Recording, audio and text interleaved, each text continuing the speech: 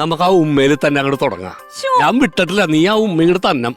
അമ്മാവനിരിക്കുമ്പോഴാണോ ഉമ്മ തരുന്നേ? അതിനെന്താണ്, നീ ഉമ്മ വെച്ചോടി. എന്റെ കവളല്ലേ നിന്റെ ചുണ്ടും. കൊടുക്കുമ്മ. വെക്കട്ടെ?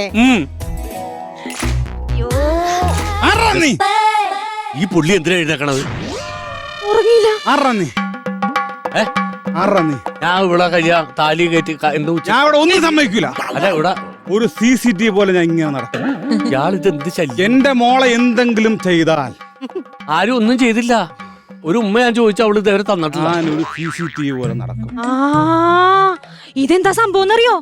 അമ്മാവന് ഉറക്കത്തില് എഴുന്നേറ്റെടുക്കുന്ന സ്വഭാവം ഉണ്ട്. അത്രയുള്ള എന്തോ പിച്ചും പേയും പറഞ്ഞ് നടക്കാണ്. കുഴപ്പമില്ല, ഞാൻ കൈകാര്യം ചെയ്തോളാം പുള്ളിനാ. മന്ദാകിനി, ഞാൻ നിന്റെ ഡോറിൽ മുട്ടിയ കാര്യം ഒരു പരാതിയായിട്ട് പറയരുത്. അതാണ് ഇപ്പോഴത്തെ ട്രെൻഡ്. നിന്റെ പച്ച അമ്മാവന്റെ പേര് ലിസ്റ്റിൽ വരും. മനജേ, പെൻഷൻ വാങ്ങിക്കാൻ വരുമ്പോ ഒരു മൈൻഡ് ഇല്ല. പുള്ളി വെറും കോഴിയല്ലടി, ഗിരിരാജൻ കോഴിയാ. തങ്കമണി, ഞാൻ ഒരു ദിവസം വരുന്നുണ്ട് വീട്ടിൽ. ഒരുപാട് പേരുണ്ട് ഈ ലിസ്റ്റില്. അങ്ങോട്ട് പൊക്കോട്ടെ, അങ്ങോട്ട് പൊക്കോട്ടെ. വസന്തേ, നീ എവിടെ? ഇനി നമുക്ക് നമ്മുടെ സോങ് അങ്ങോട്ട് റീസ്റ്റാർട്ട് ചെയ്യാം. ഓക്കെ?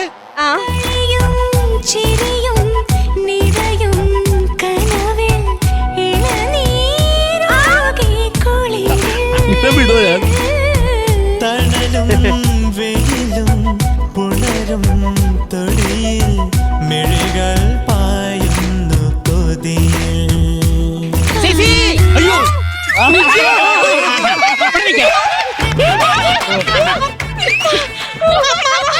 ഈ സാധനത്തിന് എന്ത് പറ്റി? അതാ ഞാൻ ചോദിക്കുന്നത്. ഈ പാതിരാത്രിക്ക് ഈ മനുഷ്യൻ എന്തിനാണ് ആ സ്ത്രീകളുടെ വാർഡിൽ കയറി അവരുടെ കട്ടിലെ കയറി കിടക്കുന്നത്? സിസ്റ്ററെ ഒന്നും ചെയ്യലേ. അമ്മാവൻ അറിഞ്ഞോണ്ടല്ല. അമ്മാവനെ ഉറക്കത്തിൽ എഴുന്നേറ്റെടുക്കുന്ന സ്വഭാവം ഉണ്ട്, അതുകൊണ്ടാ. അത് ആൾക്കറിയത്തില്ലല്ലോ. നിങ്ങളൊരു കാര്യം ചെയ്യും, നിങ്ങളുടെ അമ്മാവനല്ലേ ഇവിടെ കിടത്തണം.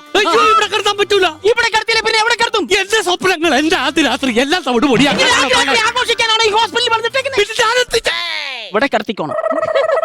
മര്യാദയ്ക്ക് ഇവിടെ കിടന്നണം. ആ ബെഡ്ഷീറ്റ് കൂടെ കിടത്ത്. ഞാൻ ബെഡ്ഷീറ്റിൽ കിടക്കൂല. ഞാൻ കട്ടിലേ കിടക്കുള്ളൂ.